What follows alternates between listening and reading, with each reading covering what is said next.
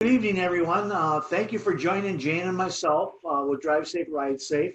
I know you all have questions about curriculums, behind the wheels, COVID. Oh, by the way, you do not have to wear your mask while we do this meeting.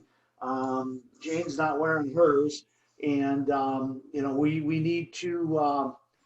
We're all in quarantine right now, so we got to make the best of it. But what a great time to learn how to drive. So getting a lot of questions about what's going on with behind the wheel. Until they figure out how your driving instructor, whether it's me or someone else, can be 6 feet away from you in the car, they're not going to let us get in the car. All the more, what means this is if you do not have that roadworthy video, parents, or tell your parents, because that is a professional driving instructor sitting right there in your living room, in your car, every day you guys go out to drive. So you ones that have taken the course already have that. So you ones that have not taken the course, you need to make sure you get that, tell your friends about that, because what a great time. You guys can still be out driving together. This is a good time to go out and drive. Roads aren't busy. It's you and mom, you and dad, the video tells you exactly what you need to do. You guys become the driving instructor. So then when you do go out to do your first behind the wheel lesson, guess what your driving instructor is going to say? Oh my, where did you get all this experience? And you're going to say, Mike gave it to me. So remember that. So anyway, like I say, until they figure out this COVID thing, where we can be apart in a car, I don't think it's going to happen. I don't know if they're going to put shields over us. I don't know what the examiners are. I feel bad if you have brothers, sisters, friends, relatives, anybody that has to take that driver's test, because we're looking at September, October, November, maybe, I don't know. Georgia all of a sudden just said, you know what, we're not putting examiners in the car anymore. We're just going to give you your license. Minnesota's never going to do that, but and they're horrible drivers in Georgia anyway, so don't worry about that. So anyway. And Mike, let me just interrupt and say that in talking about the roadworthy DVD, we don't have that on our website, but if people want to email us at info@drivesaferidesafe.com, which is our office email, if they're interested in purchasing it, we're working on that and can give them instructions on how they could get that, because it's kind of a special offer due to the COVID issue. Right. Normally we can't sell that up by itself. You have to actually buy the whole kit, the whole classroom part to get that. It comes right in with it. But because of this, what a great time for very inexpensive, where you can actually keep on doing behind the wheels like you were doing behind the wheels. But what I've done with that video is we've just turned your parents into that driving instructor. And I guarantee you, I just guarantee you, your driving instructor will love you. They will say, wow, wow, wow, wow. So, for whatever it's worth, it'd be a great tool, Jane, we've always wanted all you guys to send your questions in, your emails in. We're going to do this every Sunday, for a half an hour. Got some great questions we've already received. So Jane, give me one. So sure. One is from Paul from Badness Heights. He asked, because he's actually doing some practice driving, he said, I was making a right turn and a person is in the left lane when I'm waiting for my turn, and they kept inching up. And what happened was he couldn't see to take the right, and all these people are lined up and he doesn't know what to do. So how can someone remedy that? Well, Paul, I'm sure that you're frustrated, especially as a new driver. I'm sure your parents are frustrated, and you've heard the point where, go, let's just go. No, you don't ever want to just go. If you cannot see, do not go, because the accident is going to happen. But I do have a couple tips here. Nothing's more frustrating when you're going to make a right. And here's what's really frustrating is that left turn person can't go till they get a green light anyway. So why do they have to keep inching up? They need to stay behind that crosswalk. we're not going to fix the world's problems. That's not going to happen. Not everybody's going to come and see Mike.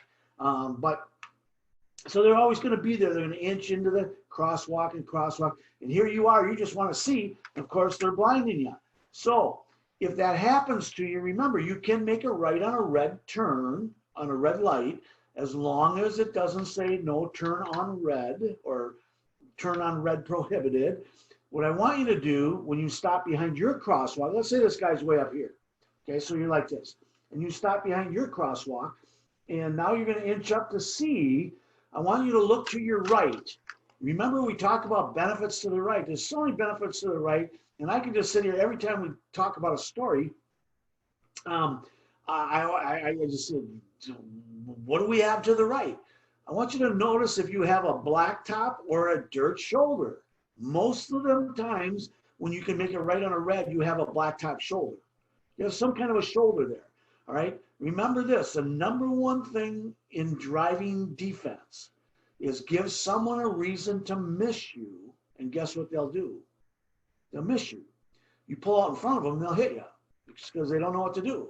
But give them a reason to miss you, meaning give them an out, and they will. So as you inch forward, if you make your right turn onto the shoulder, and let's say a car is coming down that you couldn't see, when you get out here, you'll be able to see that car. You'll be able to stop. But guess what? You gave them a reason to miss you because now you're on the shoulder. And if nobody is there, guess what you do? You look over your left shoulder, you do a shoulder check, put your left blinker on and move into your lane. Or you can't see that, but move into your lane, and then you're gone. So don't let that left person frustrate you. If you do not have that room to make that right onto a shoulder or stay the way, just stay back. Don't ever let the people behind you start honking horns to force you into an accident. They're not going to pay for that. That's going to be on your record. So you know what? If they're giving you the one-hand salute, but using different fingers, oh well. You know what? If they're beeping the horn, if that person to the left is blinding you, do not go unless you can use that procedure I just told you. Because if you pull out in front of somebody, you're going to get an at-fault accident. So hopefully that answers your question, Paul. Great question. I get it a lot. That's what I teach my students to do. So hopefully everybody can learn something by that. Great, Mike. That's great. Okay, we have another question from Sarah, and she was asking about, the whole to the right, which obviously you teach a lot, and it's through our course quite a bit as well. And she said, what if I'm on a multi-lane road and I'm in the left lane and someone's equally in the lane with me? So, the two cars are going like this, and it's a no passing, so I can't go fast and move over anyway. And I'm worried about a head-on collision of someone coming. What do I do? Well, Sarah, naughty. Let's just put it that way. We never go side by side on a multi-lane road. Two lanes going this way and two lanes coming at you with no divider. You're in the left lane and you have somebody beside you. You are trapped. So you are at the mercy of the head-on collision, and unfortunately, you're probably going to die if that happens. These head-on collisions are vicious. They're vicious. And you never want to leave. Remember, a good driver never puts themselves in a situation that they cannot get out of. And what did you just do? So if you are following a car and you cannot speed up past that car, or you cannot speed up to get in front of the car you're side by side, you need to back off, because your benefit is to the right always. Remember, so if my front bumper is behind their back bumper, guess what I get to do if I get faced with a head-on collision? I get to go over. See that? And when I'm side by side, I have to hit them. I'm going to have the head-on collision. At worst, you never want your front tires. We talk about this in our curriculum. You never want your front tires in the middle of their two tires like this, because then you can't steer them. If you would go forward enough where your front tire is in front of their front tires, remember this, if you are faced with a head-on collision and it is going to kill you and your carload of people, remember, when you're the driver, it is your duty to do everything in your care, custody, and control to avoid disaster, to save lives. So if a car comes over and you are side by side with somebody and your front wheels are in front, guess what you can do? Well, as long as your front tires are in front of them, you will steer these guys right off into the ditch with you.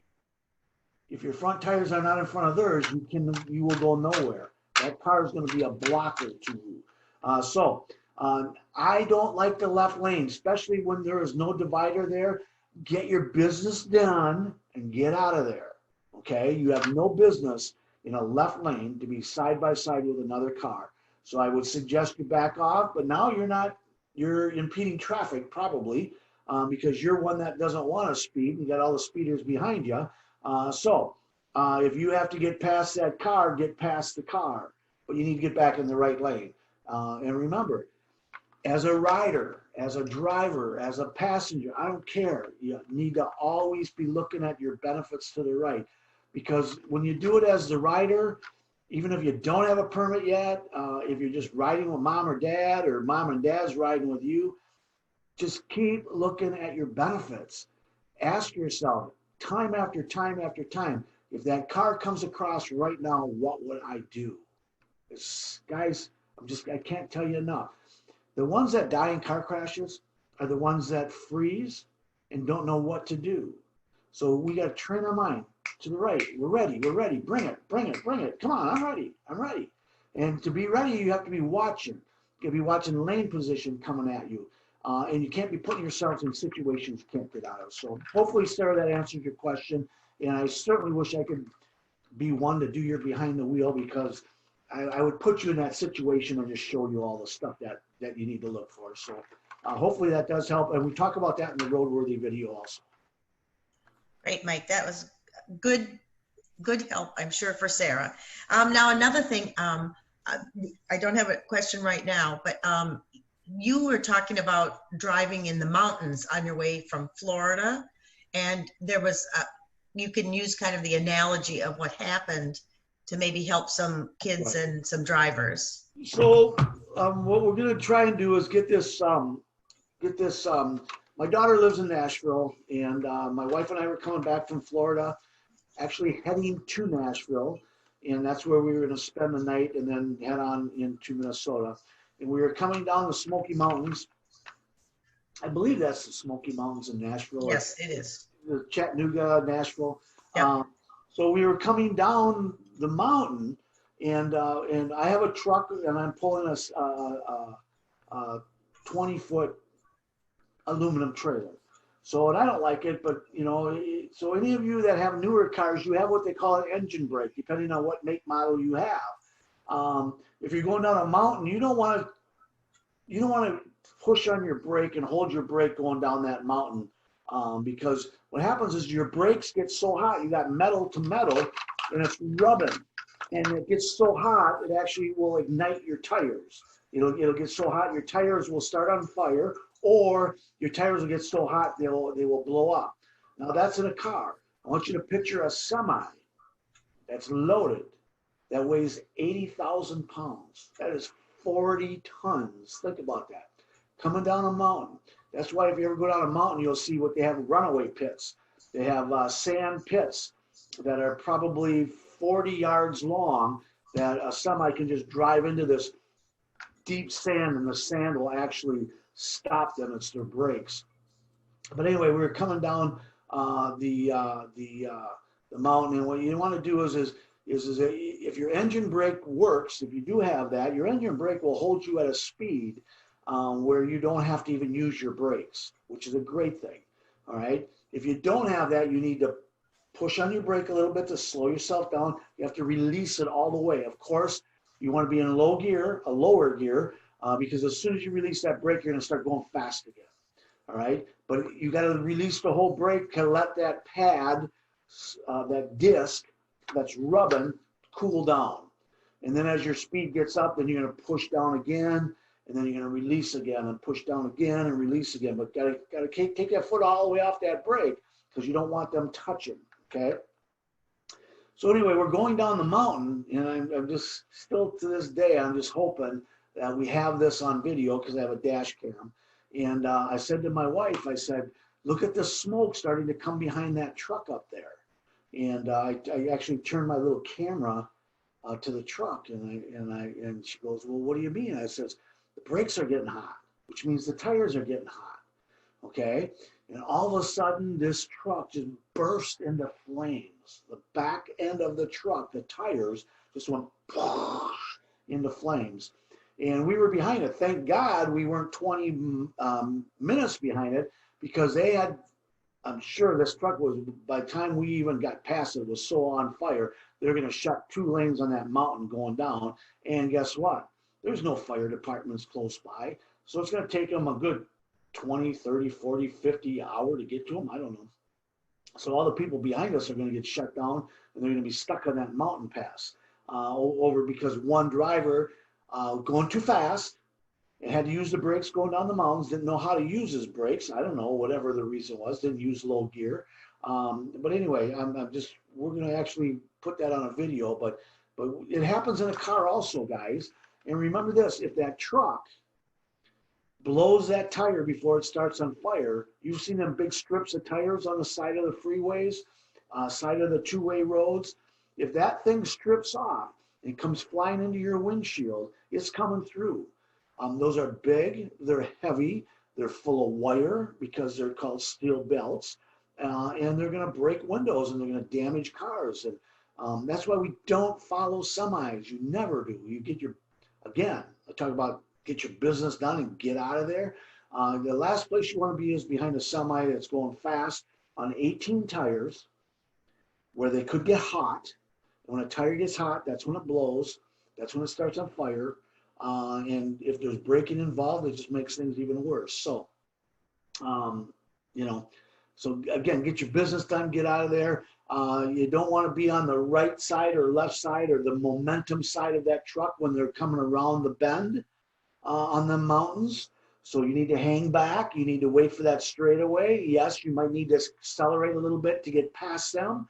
And you do not want to be braking in front of them, because if they have to run away into the pit and they can't stop and you are in their way, guess who they're running over?